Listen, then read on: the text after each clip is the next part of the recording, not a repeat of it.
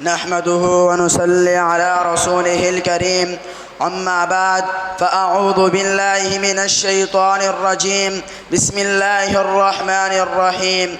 قال الله تعالى في القرآن المجيد والفرقان الحميد: وقال النبي صلى الله عليه وسلم: لو أنزلنا هذا القرآن على جبل لرأيته خاشعا متصدعا من خشية الله. خيركم من تعلم القرآن وعلمه. رواہ البخاری. نگاہ عشق مستی میں وہی اول وہی آخر، وہی قرآن وہی فرقان وہی یاسین وہی طٰہٰ. میرے محترم و مکرم اساتذہ کرام اور میرے ہم مکتب ساتھیوں، آج میں آپ حضرات کے سامنے جس عنوان پر گفتگو کرنا چاہتا ہوں وہ ہے فضیلت قرآن. اللہ رب العالمین سے دعا ہے کہ وہ مجھے حق سچ بیان کرنے کی توفیق عطا فرمائے، آمین.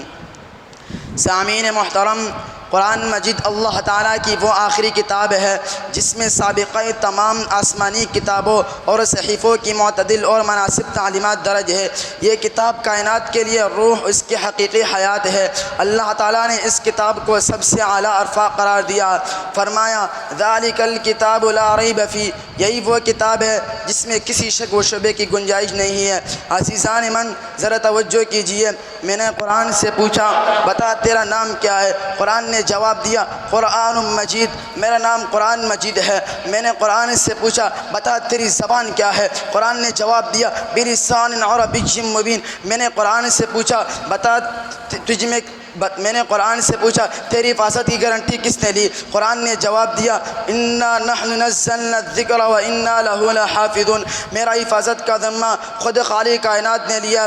میں نے قرآن سے پوچھا تجھ میں کسی شک کی گنجائش تو نہیں ہے؟ قرآن نے جواب دیا ذالک الکتاب لا ریب فیہ، اس میں کسی شک و شبے کی گنجائش نہیں ہے. میں نے قرآن سے پوچھا تو کہاں رہا؟ قرآن نے جواب دیا فی لوح محفوظ، میرا مسکن لوح محفوظ تھا. میں نے قرآن سے پوچھا تجھے کون لایا؟ قرآن نے جواب دیا نزل بہ الروح الامین. میں نے قرآن سے پوچھا تو کس پر آیا؟ قرآن نے جواب دیا نزل علی محمد. میں نے قرآن سے پوچھا تو کس کی طرف سے آیا؟ قرآن نے جواب دیا تنزیل من رب العالمین. میں نے قرآن سے پوچھا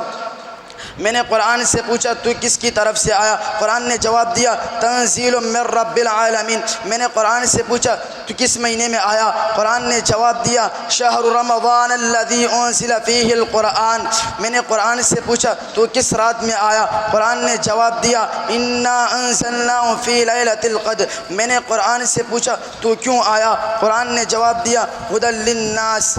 پھر میں کیوں نہ ہوں ممتاز اسلام دنیا بھر کے دینوں میں، وہاں مذہب کتابوں میں، یہاں قرآن سینوں میں.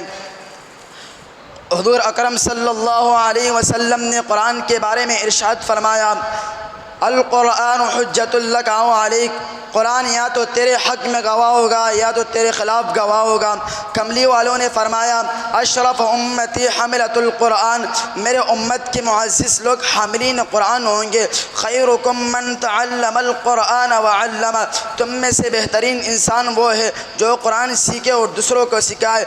حضراتی گرامی مقدس، یہ اس قدر مقدس کتاب ہے کہ اس کے بارے میں اللہ تعالیٰ نے فرمایا اگر ہم یہ قرآن پہاڑ پر اتارتے تو دیکھ لیتے کہ وہ اللہ تعالیٰ کے خوف سے دب کر پڑ جاتا ہے.